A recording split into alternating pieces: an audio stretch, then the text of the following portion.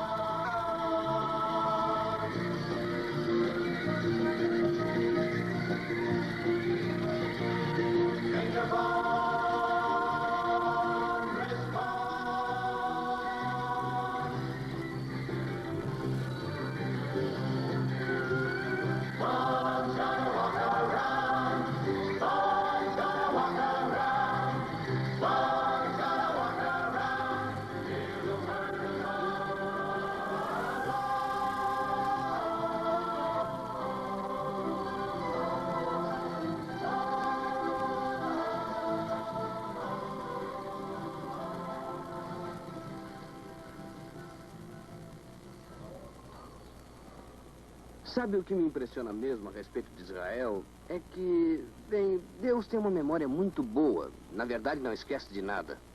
Tudo que ele prometeu na Bíblia, não importa quando, ou já aconteceu, ou está acontecendo, ou temos certeza de que vai acontecer.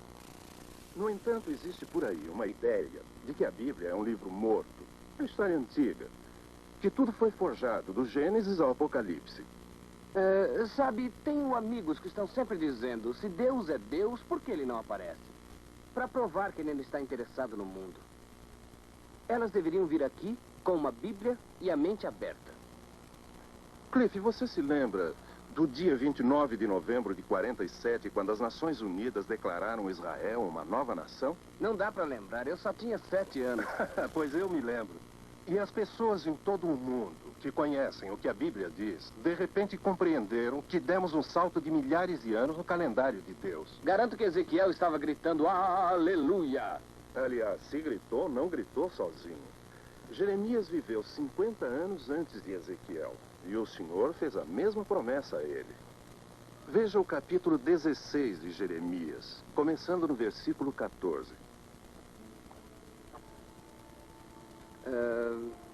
Aqui está. Portanto, eis que vem dias, diz o Senhor, em que nunca mais se dirá como vive o Senhor que fez subir o povo de Israel da terra do Egito. Mas como vive o Senhor que fez subir o povo de Israel da terra do norte e de todas as terras para onde os tinha lançado. Pois eu os farei voltar à sua própria terra que eu dei a seus pais. Sabe, podemos ir mais longe ainda. Quase 100 anos antes de Jeremias, o Senhor revelou o seu plano a Isaías. Isso aconteceu 750 anos antes de Cristo. Eu vou lhe mostrar. Naquele dia, o Senhor estenderá sua mão ainda uma segunda vez para resgatar o restante que for deixado do seu povo. Ele levantará um estandarte para as nações e ajuntará os desterrados de Israel e recolherá os dispersos de Judá desde os 4 cantos da terra. E eles vieram mesmo, Cliff. Centenas de milhares de judeus de mais de 100 países do mundo desde 15 de maio de 1948.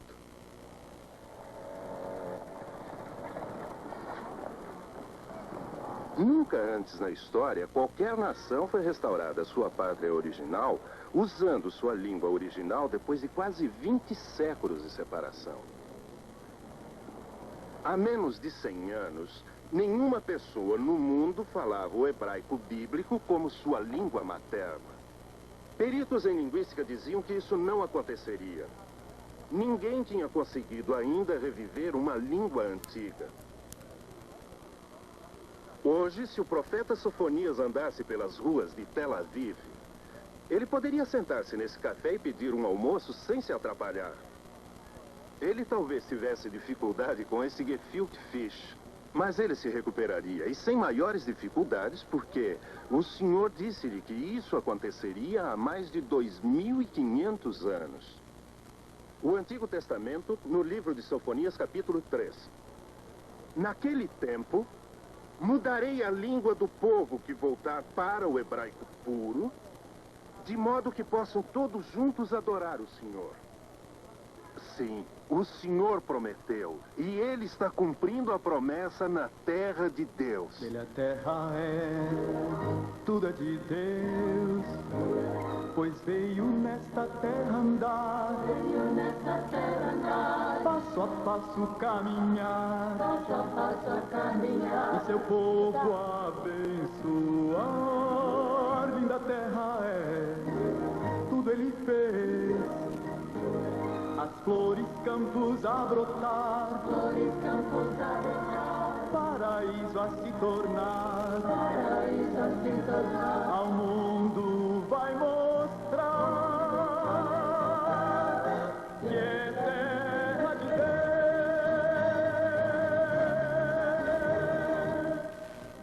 Deus. Lentos mas firmes estão a chegar, voltando à terra que foi de seus pais. Israel e nada mais, Israel seu lar.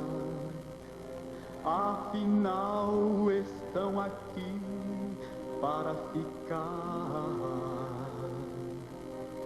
Agora vão toda a terra plantar. Um novo dia vai logo raiar, com fé estão a esperar. Dele a terra tudo é de Deus, pois veio nesta terra andar, passo a passo caminhar, e seu povo abençoar.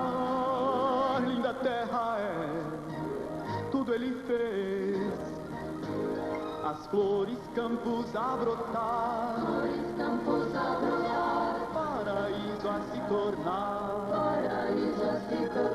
ao mundo vai mostrar que é terra de Deus.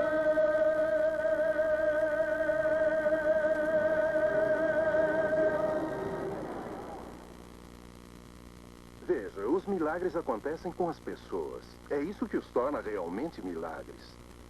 E ao olharmos para Israel hoje, é difícil compreender bem o que aconteceu aqui em um tão curto espaço de tempo. Você vê que o povo de Israel voltou à terra que mana leite e mel e a encontrou faminta por causa de séculos de abandono. Despojada de suas florestas, a terra montanhosa da Judeia, outrora rica, se tornou num deserto. Os férteis vales da Galileia, pântanos imundos.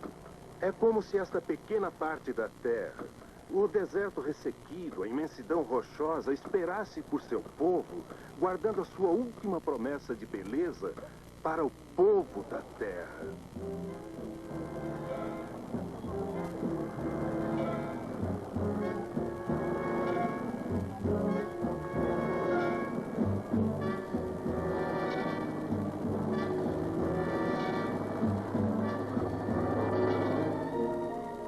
Desde 1949, 100 milhões de árvores foram plantadas para enriquecer a terra. As montanhas agora estão cobertas de diferentes tons de verde, como há séculos passados.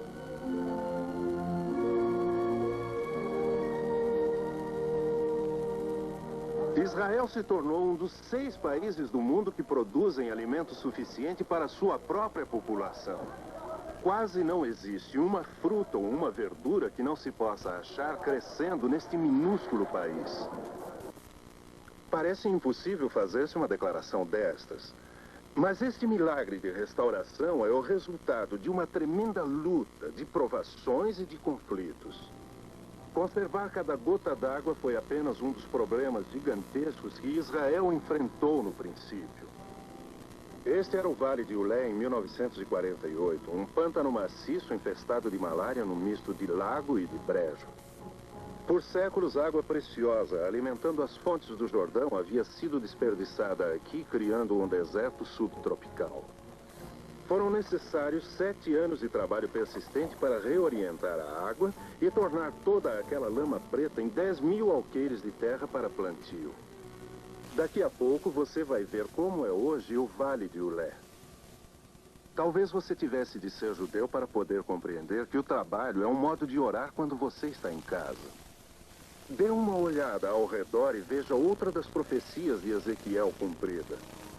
Esta terra que está desolada será lavrada e eles dirão: esta terra outrora desolada ficou como um jardim do Éden. E férteis vales banhados de sol, carpetes verdes forrando o chão, ceifas enormes produzem pão, brotam da terra, oh que visão! É Israel prometida por Deus. É um milagre para os filhos seus. Na Bíblia o profeta contou. Ele a terra tudo é de Deus, pois veio nesta terra andar, passo a passo no caminhar, seu povo abençoar. Linda terra tudo Ele fez, as flores, campos a brotar, paraíso a se tornar, ao mundo vai mostrar que é terra de Deus.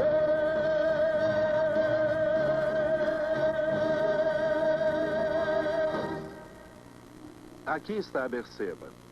Ela é mencionada pela primeira vez na Bíblia no capítulo 21 do livro de Gênesis. Abraão cavou um poço aqui há 4.000 anos. E ao lado daquele poço fez uma aliança de paz com o rei filisteu Abimeleque. Esta era então terra dos filisteus.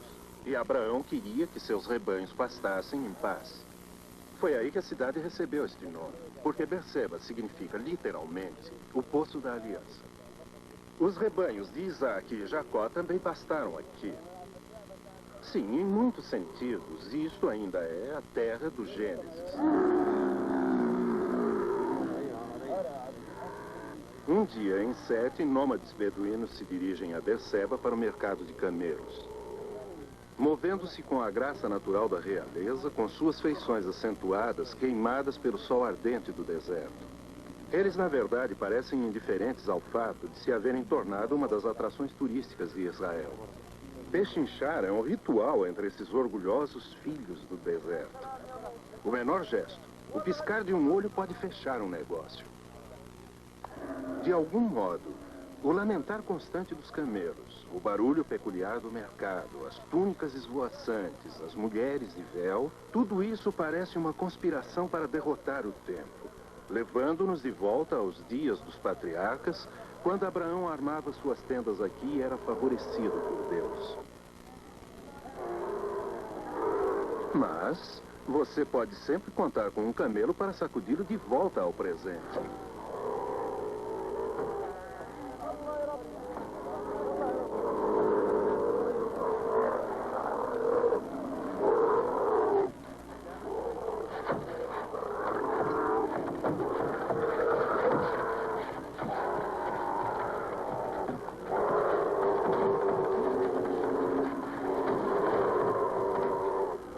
Hoje, Berseba é a faroeste de Israel. Uma cidade de fronteira com 80.000 pessoas que está a caminho de se tornar uma metrópole. Os habitantes daqui não têm grande consideração por estes fracos de Tel Aviv. Eles acreditam que o futuro de Israel começa bem aqui, na entrada do deserto. Já vimos como os campos do norte novamente se tornaram a terra que mana leite e mel. A parte sul de Israel começa aqui em Berseba, um inferno de areia e sol estendendo-se até as praias do Mar Vermelho. Abraão ainda se sentiria à vontade aqui. O tempo é um estranho no deserto. Aqui os ritmos da vida transpõem os séculos, porque esses homens nômades são descendentes de Ismael, o violento filho de Agar. E eles vagueiam pelo deserto abrasador, preservando com tenacidade sua independência. Trabalham nestas terras pastoris por séculos e não veem razão para abandoná-las agora só porque Israel tomou posse delas. Pare junto a qualquer poço no Negev e você verá beduínos. Eles vêm diariamente para dar água a seus rebanhos e comentar os últimos boatos. Naturalmente, em vez de tirar a água, o mais provável é que ela jorre de um cano. E hoje eles lidam com barris cheios em vez de cântaros de barro. Mas foi apenas isso que mudou em milhares de anos. Como seus antepassados, eles vivem em estreita aliança com o deserto, sempre em busca de pastos para os seus rebanhos. Os próprios animais, porém, servem de alimento e abrigo. Tendas feitas de pelos e cabra pontilham o deserto ao redor de Berseba.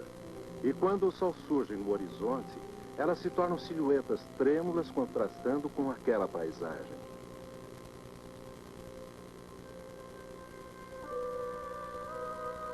Israel é um país pequeno, do tamanho do estado de Sergipe. Também caberia folgadamente dentro da ilha de Marajó. 50% da terra é deserto árido. E quando um país é assim tão pequeno, simplesmente não pode abrir mão de metade de nada. Mesmo que tudo seja areia e pedra, 70 milímetros de chuva representam um bom ano. Num país construído sobre impossibilidades, a recuperação do deserto tornou-se um dos principais objetivos de Israel. Tudo depende de água e os israelitas estão trazendo essa água do Mar da Galileia a 150 quilômetros ao norte. Um encanamento gigantesco se espalha agora pelo deserto. Foram necessários 4 anos de cuidadosa engenharia, persistência, tenacidade, suor e mais de 100 milhões de dólares para trazer água à escaldante areia do Negueb. Se Israel não desperdiçasse uma gota do seu limitado suprimento de água, ainda assim só seria capaz de irrigar metade da terra de que dispõe. Mas é preciso começar, dar início.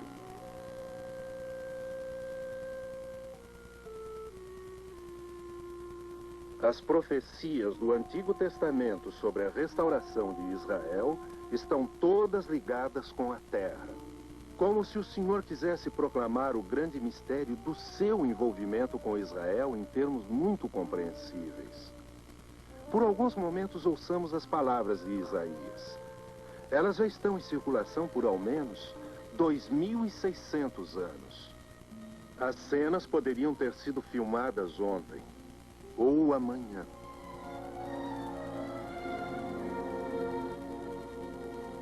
Ó Israel, você é meu escolhido. Você é da família de Abraão, e ele era meu amigo. Porque eu vou fazer algo inteiramente novo. Vou pôr um caminho através do deserto do mundo para o meu povo voltar para casa. E vou criar rios no deserto para eles. Sim, fontes no deserto para que o meu povo, os meus escolhidos, possam ser reconfortados.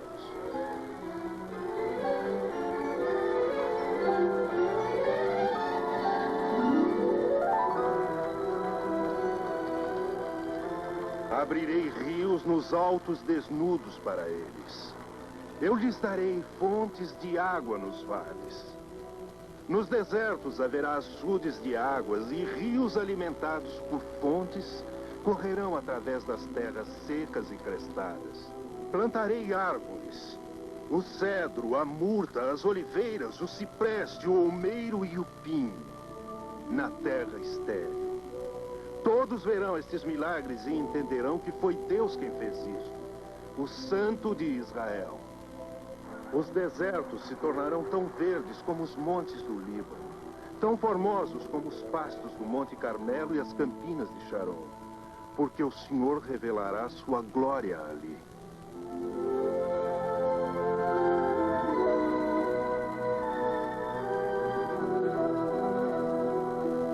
Mesmo o deserto e o ermo se regozijarão naqueles dias. O deserto se encherá de flores. Busquem no livro do Senhor e vejam tudo o que ele vai fazer. Nenhum detalhe faltará porque o Senhor disse, e seu Espírito fará com que tudo se cumpra. E a terra tudo é de Deus, pois veio nesta terra andar, passo a passo caminhar, e seu povo abençoar. Linda terra tudo ele fez, as flores, campos a brotar, paraíso a se tornar, ao mundo vai mostrar que é terra de Deus.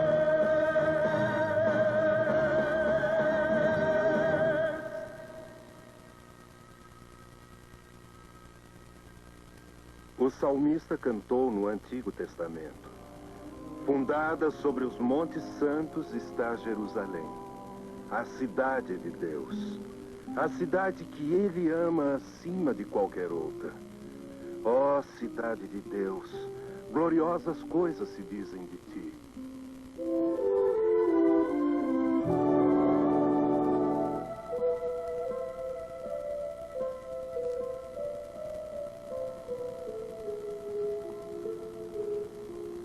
Jerusalém sempre viveu duas vidas, a terrena e a espiritual. E elas têm caminhado juntas por milhares de anos. Nenhuma cidade do mundo pode se igualar à história de Jerusalém quanto a sangue e fogo. Os exércitos do mundo têm vociferado contra seus muros. Jerusalém foi muitas vezes queimada, muitas vezes destruída. E, no entanto, a cidade sempre renasceu. Os rios são fonte de vida para algumas cidades, ou talvez elas tenham alguma outra vantagem geográfica. Mas, do ponto de vista humano, aqui nessa remota montanha, Jerusalém tem tido 1000 razões para morrer. Naquelas horas escuras em que parecia que era exatamente isso que havia de acontecer a ela, sua vida espiritual sempre vencia mantendo uma chama de vida. Não, ninguém pode explicar esta cidade à parte de Deus. E a razão você encontra no 14º capítulo do primeiro livro de Reis, onde Deus diz: Jerusalém, a cidade que escolhi para ali colocar o meu nome. No tempo de Cristo, esta era provavelmente a mais linda cidade do mundo. Os rabinos costumavam dizer: o homem que respirar o ar de Jerusalém será mais sábio que os demais.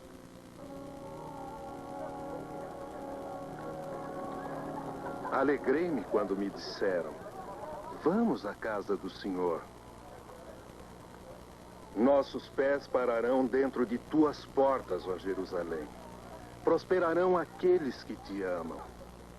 Reine paz dentro de teus muros e prosperidade em tua casa.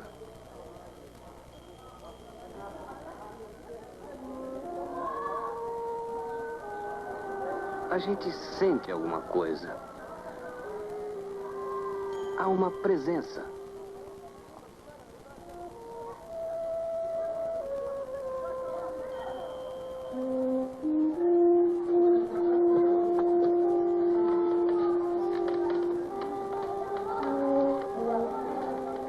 As pedras parecem irradiá-la.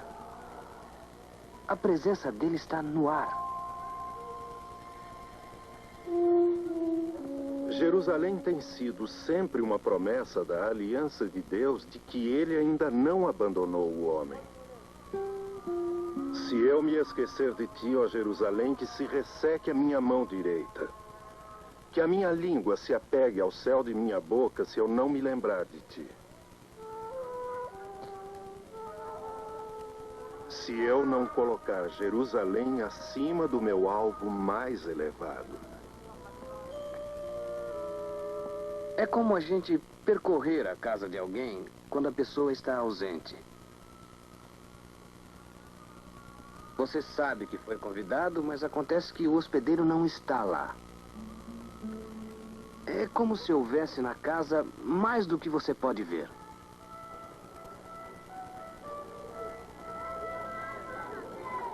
Espadas e orações têm se chocado aqui desde os dias de Davi.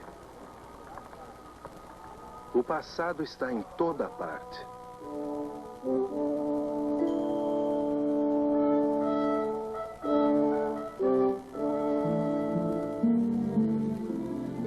E, entretanto, você sente que o futuro está sempre ali, simplesmente esperando o momento de entrar em ação.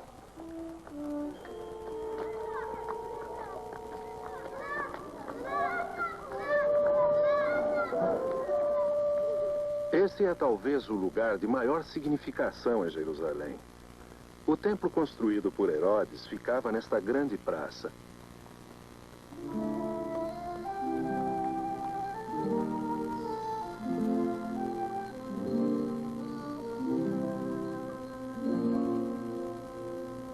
Lembre-se que quando Nosso Senhor esteve aqui, ele exclamou neste exato lugar: eu sou a luz do mundo. Aquele que me segue não andará em trevas, mas terá a luz da vida.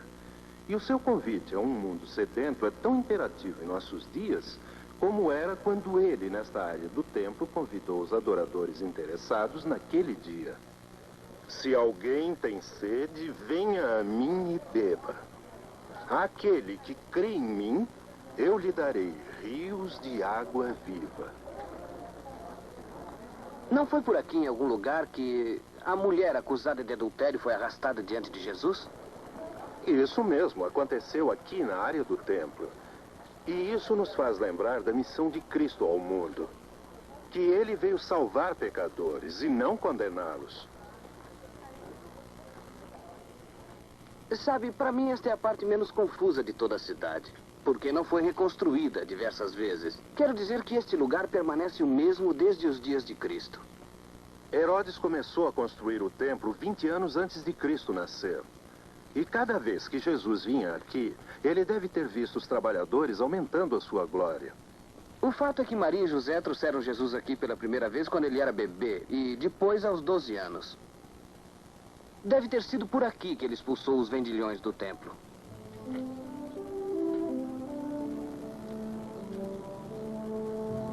Na terça-feira da Semana da Paixão, quando Jesus estava deixando o templo pela última vez com os seus discípulos, eles começaram a se vangloriar das belezas daquela construção e também das decorações dos muros do templo. E Jesus lhes disse o seguinte: dias virão em que estas coisas que vocês estão admirando serão derrubadas e não ficará pedra sobre pedra.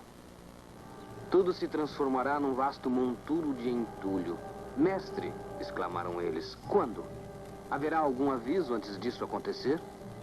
E Jesus respondeu: quando virem Jerusalém cercada de exércitos, então saberão que o tempo de sua destruição chegou. Porque virá grande angústia sobre esta nação e ira sobre este povo. Serão mortos brutalmente pelas armas inimigas e serão levados como exilados e cativos a todas as nações do mundo.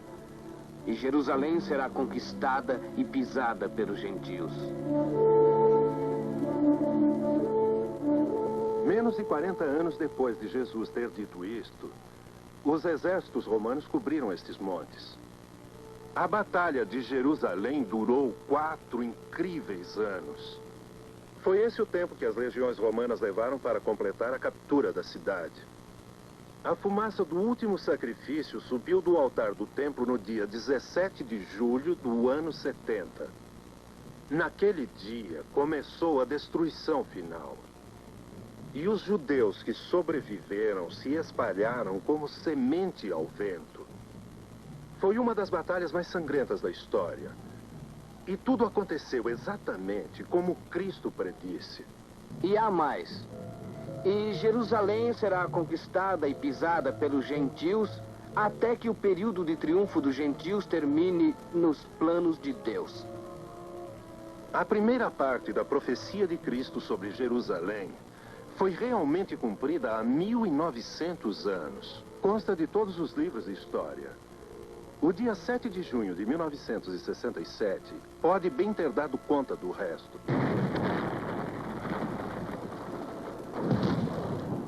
Durante aqueles primeiros 19 anos do seu renascimento, Israel ficou separado do coração da sua fé por uma barreira de arame farpado e balas.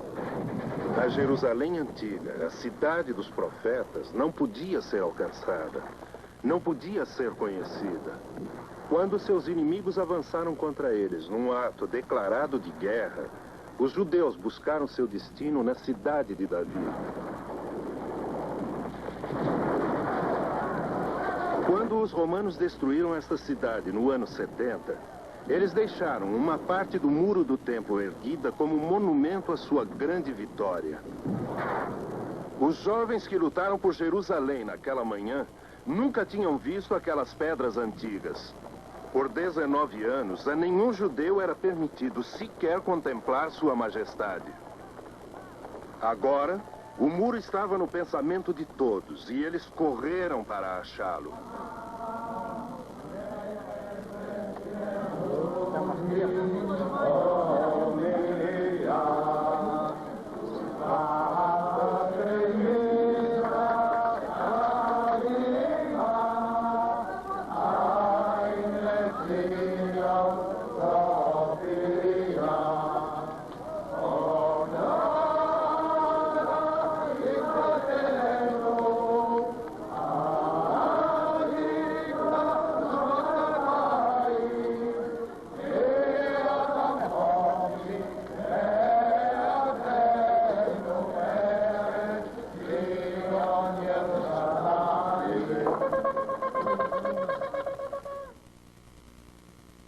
A Bíblia claramente ensina que Deus tem um plano para o mundo e que o Oriente Médio é o relógio de Deus para este plano. Jerusalém retomada depois de quase 2000 anos poderia bem significar que nos aproximamos do final de um período no calendário de Deus e que o mundo deu um passo à frente na direção do encerramento desta era. Quando Cristo predisse a destruição desta cidade pelas armas de Roma, ele também indicou que a dominação do mundo pelos gentios terminaria um dia e que essa mudança nos assuntos mundiais começaria aqui, em Jerusalém. Disso temos certeza. À exceção de um período de tempo muito breve, Jerusalém não tem estado completamente sob o domínio judeu desde a conquista de Nabucodonosor. E isso nos leva de volta aos dias de Ezequiel, há 2500 anos. E hoje, estas pedras pelas quais Cristo sem dúvida passou muitas vezes, novamente ecoam louvor a Deus na véspera de sábado, como faziam quando ele adorou aqui, em Jerusalém.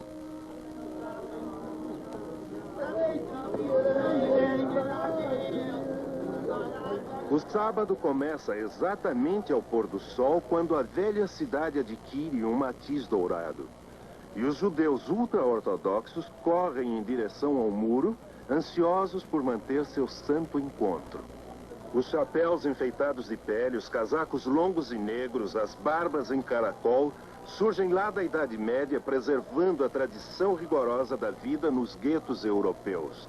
Jerusalém tem sido sempre uma mistura acentuada de humano e de santo. Talvez esses momentos sejam os que mais de perto tocam o coração de Jerusalém. Porque apesar de seu monumental passado, Jerusalém existe para o futuro.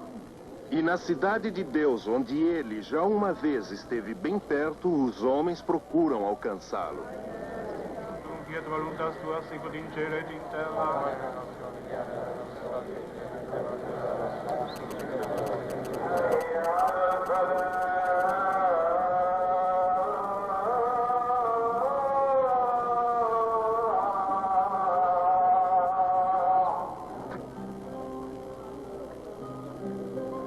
O profeta Isaías disse: rompei em júbilo, ó ruínas de Jerusalém, porque o Senhor consolou o seu povo.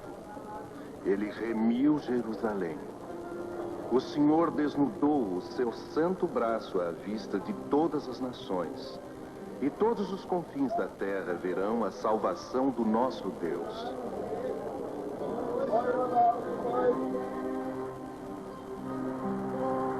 Suave brisa percorrendo os montes a soprar, a luz da noite vai morrendo se nos arrepicar.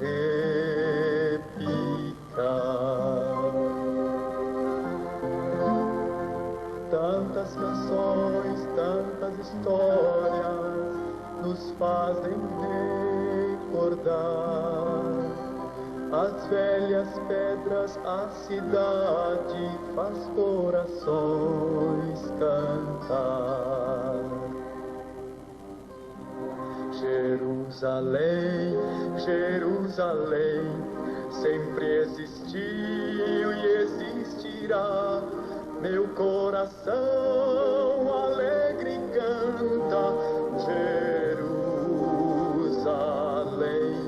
Jerusalém, Jerusalém, preciosa permanecerá. Meu coração alegre canta.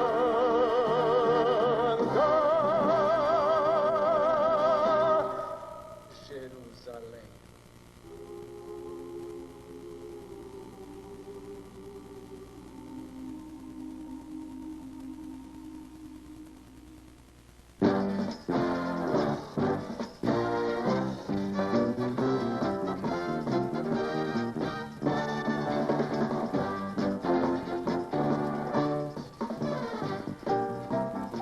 Sábados ao pôr do sol. O sábado oficialmente termina e no sábado à noite todo o país volta ao burburinho.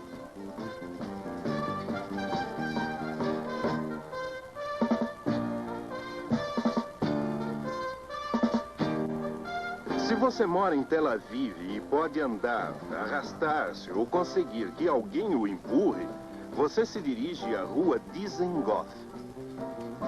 Mas se você se cansar dos encontrões do passeio, pode ter bastante sorte de achar um assento para observar todo mundo se cansar. Naquelas breves horas, Israel reflete a alegria muito pessoal de simplesmente estar vivo. Talvez você tenha de viver aqui para compreender o que isso significa.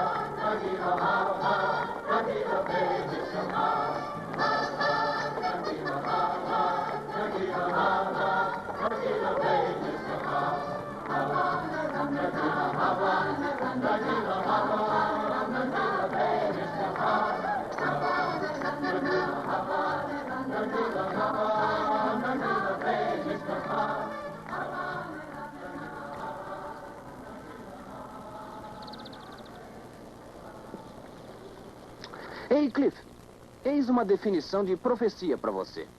É história que foi escrita bem antes de acontecer. Isso é bonito. E realmente se aplica. Porque, como Ezequiel profetizou que Israel voltaria a esta terra, assim Miqueias pronunciou exatamente onde Cristo iria nascer. Mas de ti, ó Belém, me sairá o que há de reinar em Israel, cujas origens são desde os tempos antigos. Sabe, eu fico realmente maravilhado que Miqueias soubesse tudo isso 700 anos antes de os pastores virem procurá-lo. Ou que os magos seguissem a estrela. Bem, Isaías viveu quase ao mesmo tempo de Miqueias e ele profetizou o nome do Messias. Seus ascendentes familiares, seu nascimento virginal, onde ele iria viver, seu ministério aqui na terra e como ele iria morrer. De fato, Cliff, cada evento importante da vida de Jesus foi claramente predito pelos profetas de Israel. Você sabe que Belém literalmente quer dizer a casa do pão. E é realmente apropriado que Jesus, o pão da vida para todo o mundo, tivesse nascido aqui. É verdade que a maior parte das pessoas de Belém é árabe cristã? Quase todos frequentam uma das muitas igrejas da cidade. Jesus acentuou frequentemente o fato de que Deus não reconhece as barreiras que os homens levantam. Ele olha direto para o coração. Isso quer dizer que Deus realmente tem um plano para o mundo árabe como tem para Israel. No livro do Gênesis, Deus disse ao pai e à mãe das nações árabes que ele os faria uma grande nação. E o profeta Isaías nos dá ainda maiores detalhes. Naquele dia, Israel será o terceiro com os egípcios e os assírios, uma bênção no meio da terra, porque o Senhor os abençoará dizendo: bendito seja o Egito, meu povo, e a Assíria, obra de minhas mãos, e Israel, minha herança. Olha, parece que temos visita. Como vão? Marahaba, vocês gostariam de um doce? Qual é o seu nome? Hein? Diga. Aqui está um doce para você. Venham cá, meninas, vamos. Doce para todos. Só um minutinho. Há muito tempo atrás, estrelas muito além, e o mar brilhava mais, dirigia sua luz para a vila indicar onde o neném Jesus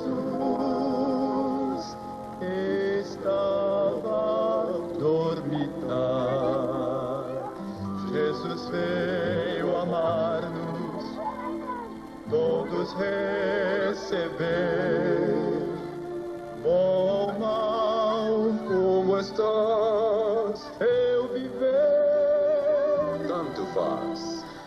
Dá a todos sua paz.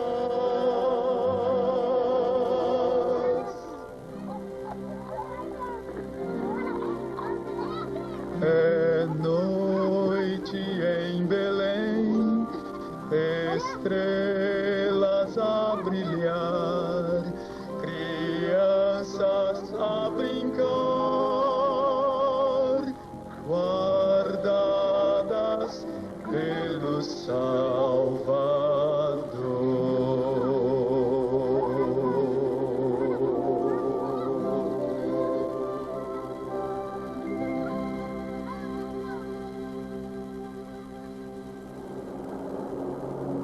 Voando a Galileia ao norte, Cliff foi o primeiro a ver o Monte Tabor surgindo como sentinela acima dos verdes vales, guardando a entrada das terras da Galileia. A antiga Nazaré se perdeu na nova cidade industrial. Mas desta altura você tem ainda mais consciência das redondezas do lugar em que Jesus deve ter brincado quando menino e abandonado quando adulto ao dar suas costas a Nazaré. Pense em Jesus percorrendo a pé esta mesma distância que nós estamos agora sobrevoando a 160 km por hora. Bem, fisicamente ele deve ter sido um homem robusto. Simplesmente não há palavras para aquela primeira vista do Mar da Galileia. Boa parte do Novo Testamento foi vivida ao longo de suas margens. Cidades movimentadas que outrora existiam junto ao mar ruíram com os séculos. Mas a verdade que Jesus ensinou aqui ainda é boas novas para um mundo que agora alcança a lua.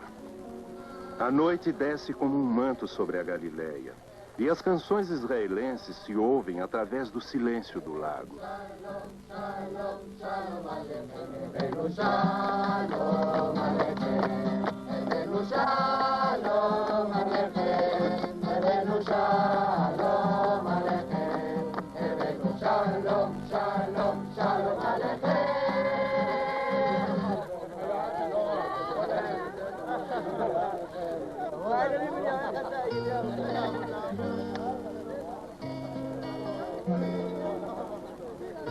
Nas estrelas vejo a mão de Deus, e no vento ouço seu falar. Deus domina sobre terra e mar, o que Ele é pra mim. Eu sei o sentido do Natal, pois na história tem o seu lugar. Cristo veio para nos salvar, o que Ele é pra mim. Desde um dia seu amor senti, sua imensa graça recebi. Descobri então que Deus não vive longe lá no céu, sem se importar comigo, mas agora ao meu lado está. Cada dia sinto seu cuidar, ajudando-me a caminhar. Tudo Ele é pra mim.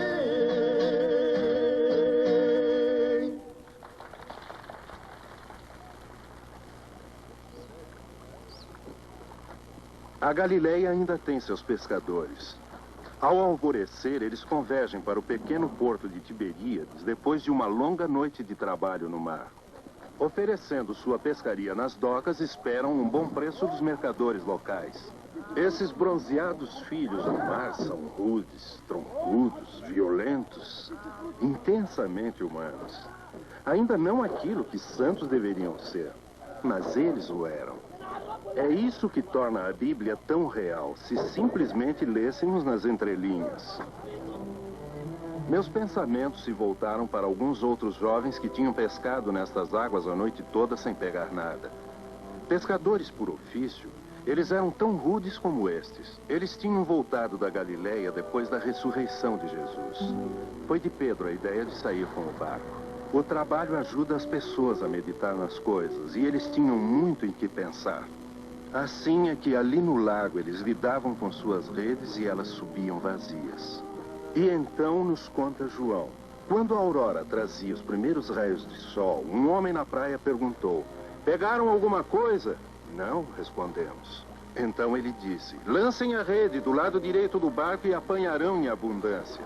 Assim fizemos e não pudemos puxar a rede por causa do peso dos peixes, de tantos que havia. Então eu disse a Pedro: "É o Senhor." Com isso, Simão Pedro pulou na água e nadou para a terra. Nós outros ficamos no barco e arrastamos uma rede cheia para a praia a 100 metros de distância. Quando lá chegamos, vimos que um fogo fora aceso e peixes colocados sobre ele, e havia pão. "Tragam alguns dos peixes que acabaram de pescar", disse Jesus. Então Simão Pedro saiu e puxou a rede para a praia. Havia 153 peixes grandes e, apesar disso, a rede não se rasgara. "Venham agora e comam", disse Jesus. E nenhum de nós ousava perguntar-lhe se ele era realmente o Senhor, porque estávamos bem certos disso. Há quase 20 séculos, estes montes e o mar cintilante foram testemunhas das parábolas e dos milagres. O toque de Jesus.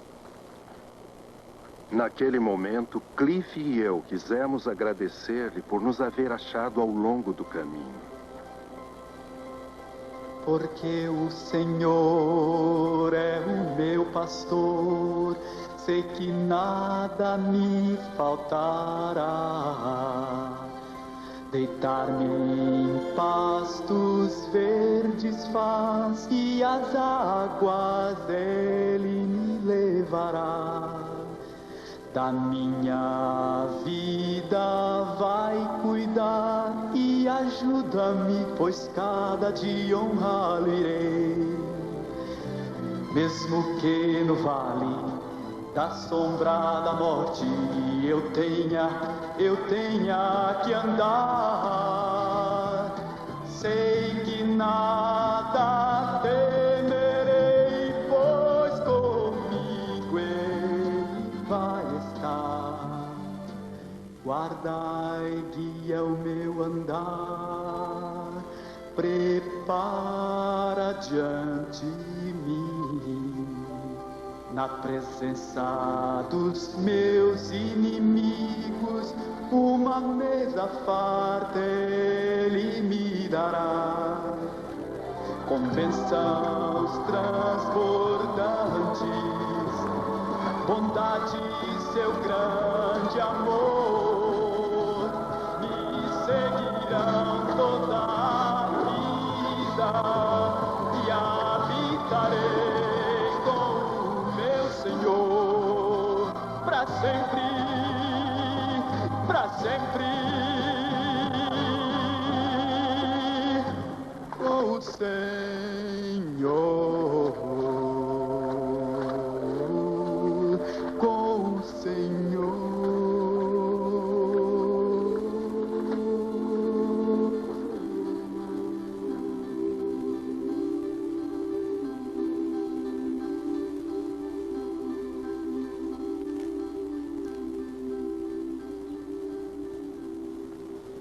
Sabe, Cliff, uma visita a Israel não seria completa sem subir ao Monte das Oliveiras.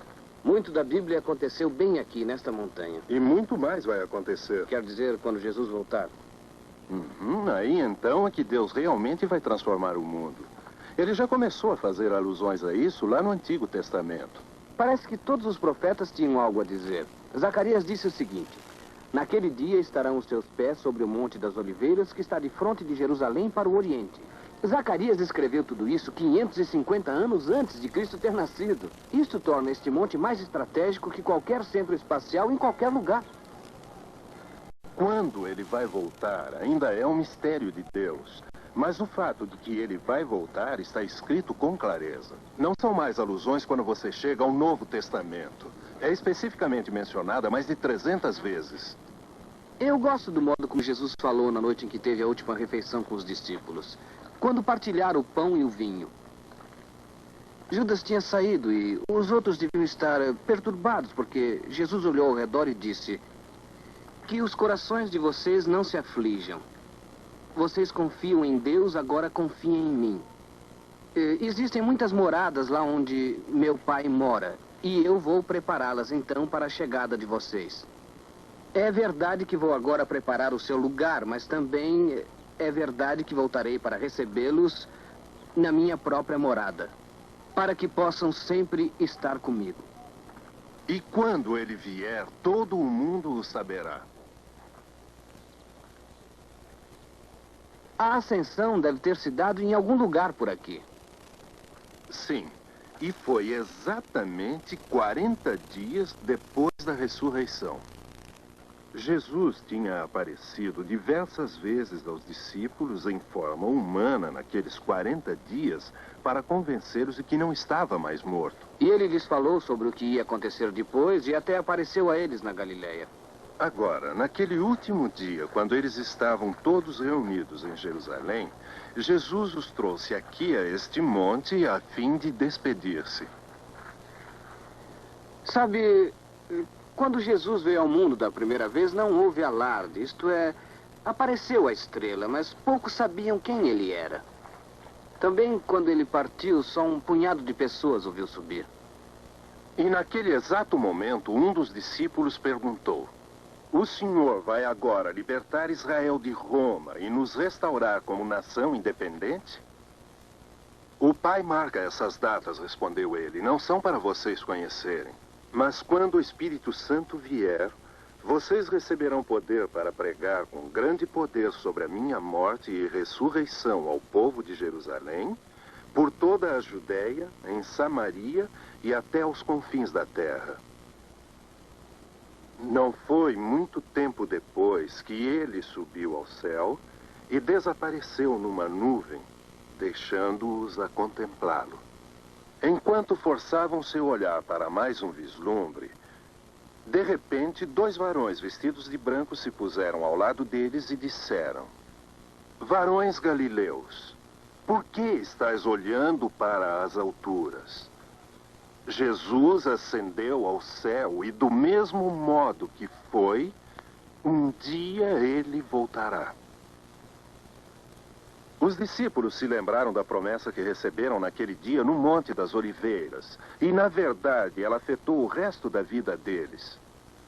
Agora, quase 2000 anos depois, no mundo em que você e eu vivemos, um mundo de ciência e conhecimento, muitas pessoas perderam de vista o fato de que Jesus Cristo vai voltar a este planeta. E apesar de todas as incríveis conquistas deste século, Deus ainda reserva o capítulo final da história para si mesmo.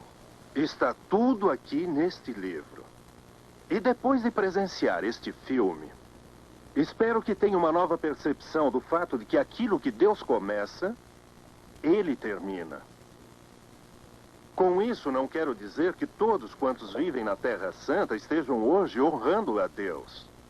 Todavia, em nossa geração temos visto a terra dele renascer, como prometeram os antigos profetas. No livro de Isaías, Deus diz: eu fiz Israel para mim mesmo.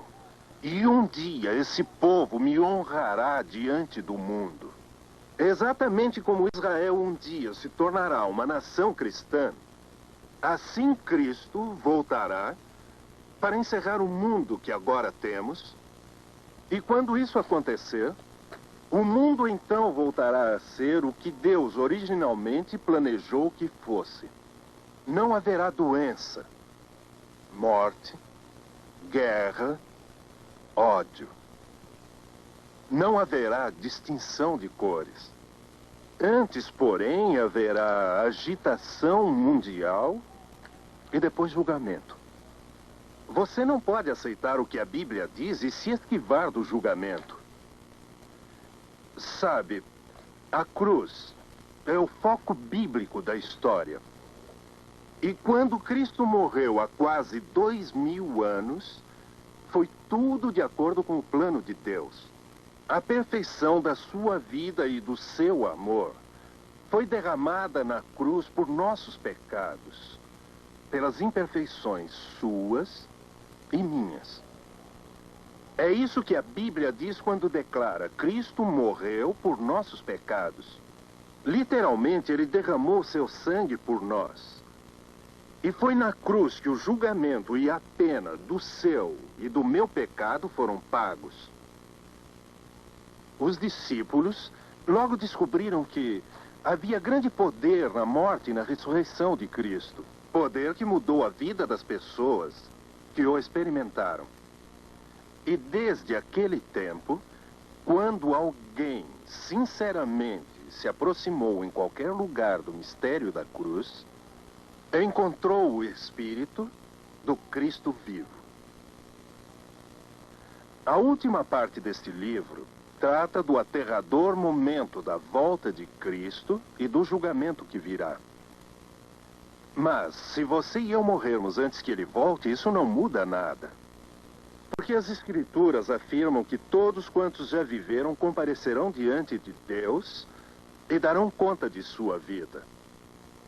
Para os que não têm Cristo, que nunca o receberam como Salvador pessoal, isso significará separação eterna de Deus. Não posso lhe dizer exatamente o que o inferno é. Jesus disse que é um lugar de trevas exteriores. Poderia ser como viver para sempre sem o sol. Agora, você pode crer ou não em tudo isso. Deus não pressiona ninguém, mas Ele lhe dá a vontade para que você possa fazer sua própria escolha. O plano futuro dele para o mundo está aqui. Uma parte claramente apresentada, outra parte apenas sugerida, mas ele fará o que este livro diz. Se você tivesse uma hora de aviso que Jesus estava prestes a voltar, como se sentiria? O que faria? Daria as boas-vindas como seu Salvador e Senhor? Ou seria ele apenas um estranho, uma figura vaga da história? Talvez você tenha tido dúvidas quanto a ele toda a sua vida. Há um homem na Bíblia que realmente queria crer, mas não podia sacudir suas dúvidas. E olhou bem nos olhos de Jesus e disse: ajuda-me na minha incredulidade. Deus está pronto a ajudar os que são sinceros assim. Talvez você já esteja caminhando com Cristo. A sua vida é o que Ele quer que seja? O que você sabe que deve ser um crente? Quando Jesus andar de novo no Monte das Oliveiras, não haverá lugar na terra ou debaixo da terra para se esconder da sua glória. Quando ele vier, todo o mundo saberá. Aleluia, aleluia, aleluia, aleluia.